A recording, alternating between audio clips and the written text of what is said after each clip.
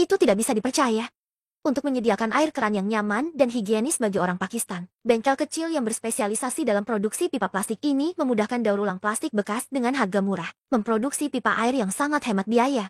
Dan inilah kantong plastik bekas yang sangat berantakan ini. Ini adalah bahan baku yang digunakan dalam produksi pipa air. Pekerja pertama-tama akan membuat provokasi terus-menerus tentang kantong plastik untuk memisahkan kotoran seperti debu dan logam darinya. Proses ini seperti hubungan antar manusia. Beberapa dari mereka sangat agresif, masih tak tertembus. Beberapa mengutak-atiknya dengan ringan. Mereka berpisah. Langkah selanjutnya adalah memasukkan kantong plastik yang dibuang ke dalam ekstruder. Dan ekstruder mereka di sini juga lebih primitif. Ini mengadopsi metode menyalakan kantong plastik secara langsung untuk pembakaran dan pemanasan. Tidak membutuhkan listrik. Tidak ada gas.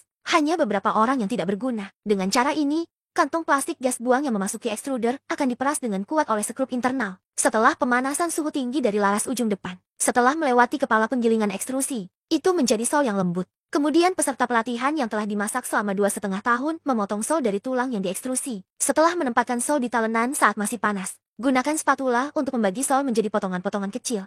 Ini untuk memfasilitasi perawatan penghancuran berikutnya. Posisi ini tidak hanya membutuhkan keterampilan segmentasi yang sangat terampil. Lebih penting lagi, Anda harus memiliki sosok baja yang sangat keras. Jika tidak, akan sulit bagi rata-rata orang untuk bertahan dalam posisi ini selama 2,5 tahun. Jangan beritahu saya tentang balok plastik yang didinginkan, dan tampilan dan rasanya sama dengan 3 roti gelap dari India sebelah. Selanjutnya, balok karet yang dibuat perlu dihancurkan. Pekerja akan memasukkannya ke dalam mesin penghancur. Blok karet rusak oleh mesin penghancur, dan partikel plastik kecil ini adalah bahan baku yang digunakan untuk membuat pipa air. Tunggu sampai penghancuran selesai. Pekerja akan membuang partikel plastik ke tanah.